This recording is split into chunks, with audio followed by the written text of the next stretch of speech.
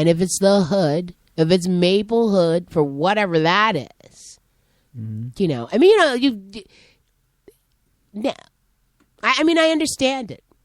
You get, I mean, I can see if they said, okay, if you're black, only you can live on this side of town. But, you know, they spread the color around, but the color has to have the green. You spread the color around this town? Where you get that from? You need the green to get in. Like, look where you're at. Okay? You need the green to get in? You need the money to get to whatever part of town you want to be in. You know, and maybe there are groups of people who said, no, don't do that. Maybe those vocal people went to those meetings and said, we don't want that. I don't think that these township committee people voted in a vacuum. But there's people on there that look like us.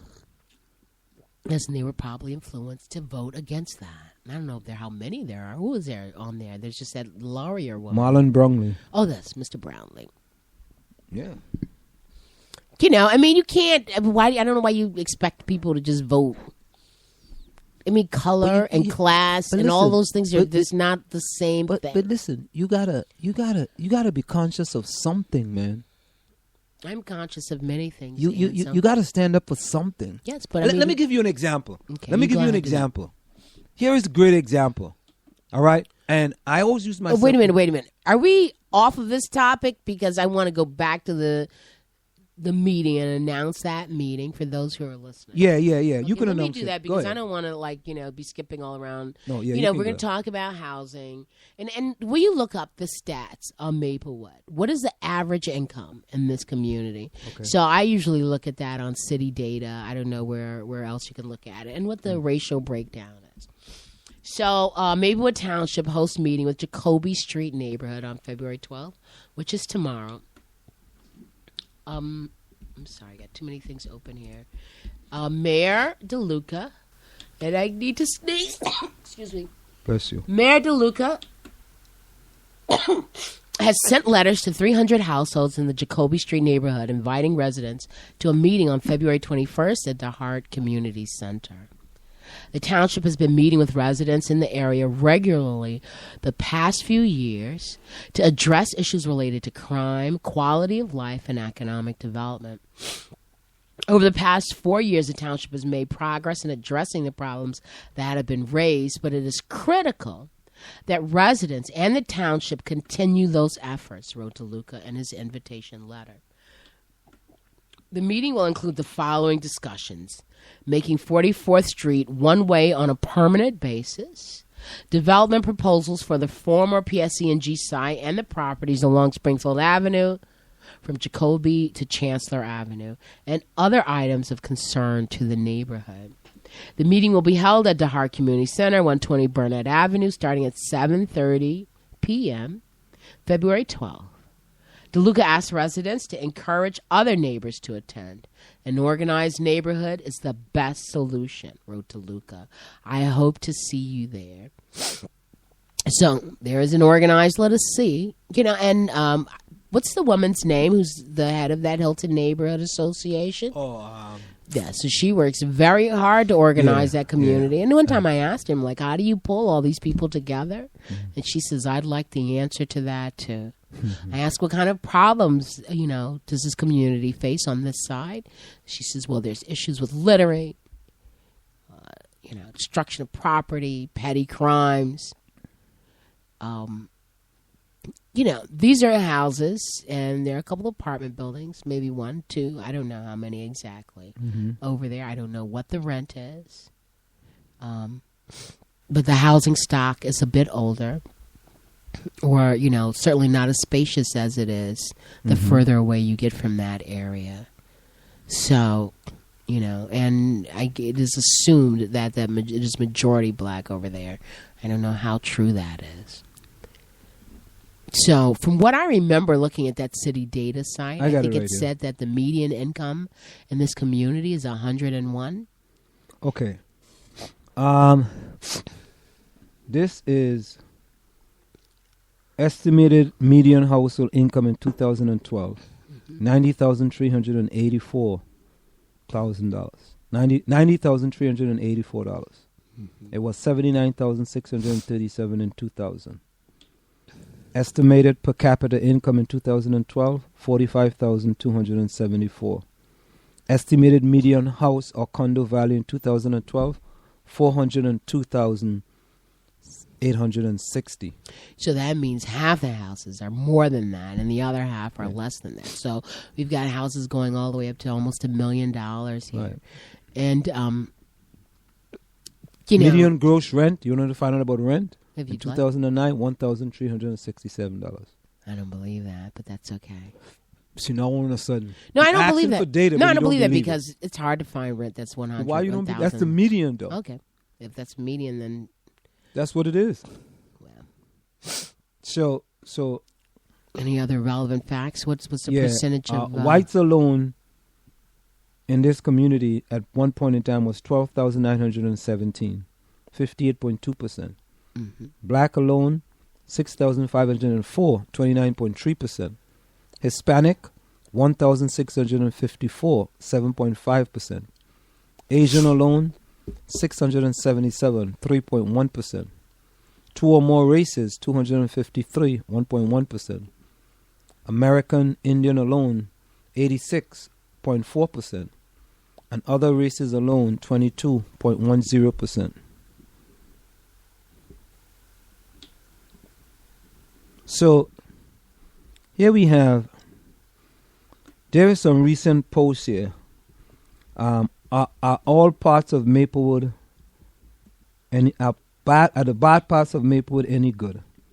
Not the bad plots any good. So here is the post. But I'm sure those are kind of old. But go ahead, we're listening. It's August 2014. Mm-hmm. We currently live in Brooklyn, Fort Greene to be exact, and are considered buying a house in one of the New Jersey towns close to New York City. Our budget is $300,000 to $400,000. We are interested in Maplewood, but can't buy a house in the more expensive part of town. However, there are many nice houses in our price range in a part of town that are not considered desirable. What people dub Maplewood. Are these areas really bad to live in, dangerous, etc.? For a frame of reference, let me post links to a few houses in our price range. 508 Academy Street. Let me see which house is that. What else? Yeah, 508 Academy Street. But is that in Maplewood or Southridge? It must be right across from the school. Right across, yeah. I mean, from the department. Academy Street. Board of Ed. Yeah, this is a house. Taxes are $10,000. This is not a bad. This is not a bad deal. Assessed $289,000. It sold in March 2012 for $305,000. It sold in 2000 for $175,000. 508 Academy Street. The agent is Caldwell Banker. So even a person from outside is calling this Maplewood. Right? Then there's 798 Prospect Street. That might be right across Springfield Avenue. Again, a single family house.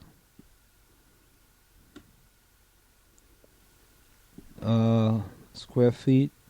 The property is. So, I mean, someone not moving into Maplewood would, I don't think, would ruin a person's life. It's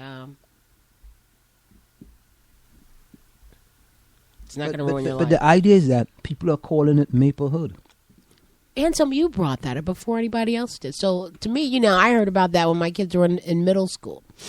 My son brought it to my attention. Okay, so, well, actually, I heard it before that when a friend of mine made a joke because they had to stay over there when their house, I don't want to say burned up. I mean, eventually they got it redone, but I mean, it's a bike was stolen. I rode over there from my garage, and there I found it on somebody else's street. I mean, and not to put all the people who live in that area in any particular bag or anything. But but that community, from all I can see and what we'll find out tomorrow, hopefully, definitely needs to be organized. There's an idea of buying into the community that you live in. Ooh, over there? Well, in any community, you buy into it. And we've had this discussion. It's the social capital that you get by living in a particular place, the people you meet. But that takes a while to develop that.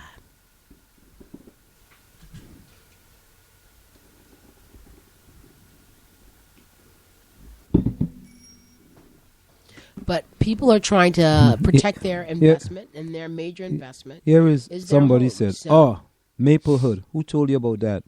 Maplewood has no ghetto or bad parts. Where are you getting that information from? I find this threat to be very offensive, to be honest. Almost like if I see any black people that live on the street, it's the hood. He's absolutely correct.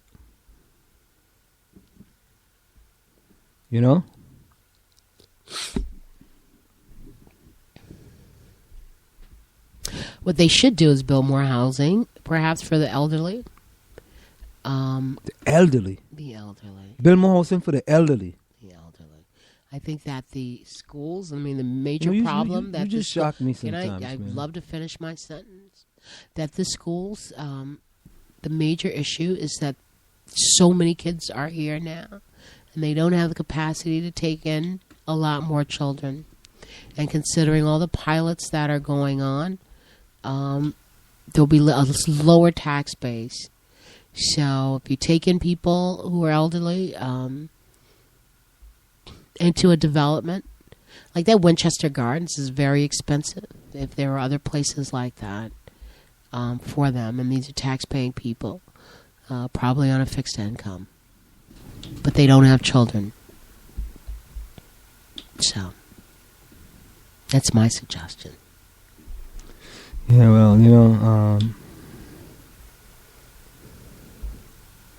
I met, I'll tell you about that one day. You met who? This woman one time, she was so little and so frail, and she lived in this house around the block from me.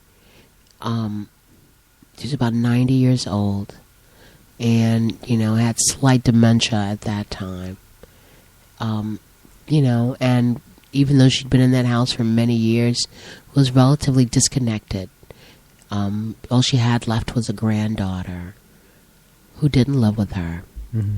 And I thought about this woman, Pearl, for a long time. I went to visit her 2 or 3 times. Each time was new because she didn't remember meeting me from the last time.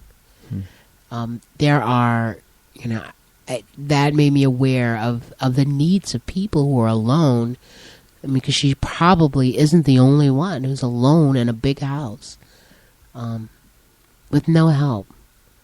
So there are people in the community that still need help. And I don't know if that's being addressed. So, again, like I said, maybe you should go ask this question tomorrow. You're concerned about opening up more or additional low-income housing units. I will do that. Okay. I'll do that. I know, I take it that you find it to be something undercover about all of it.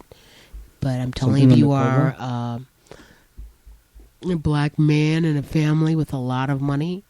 You can move wherever you want to. So, what? If you have a lot of money, you can move. Well, almost. You can move everywhere or anywhere you want to move. So we live in a capitalist system, and this is the way it is.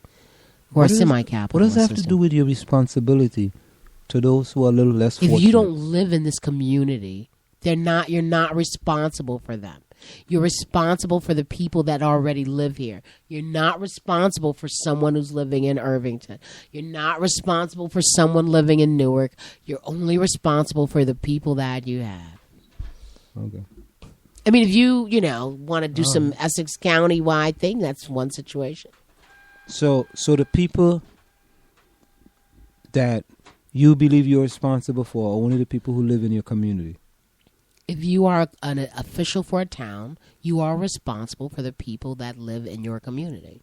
So what you're saying is that the low-income housing is for only people that live in your community. they're not accepting any more low income. No, but I'm asking a housing. question. If those people who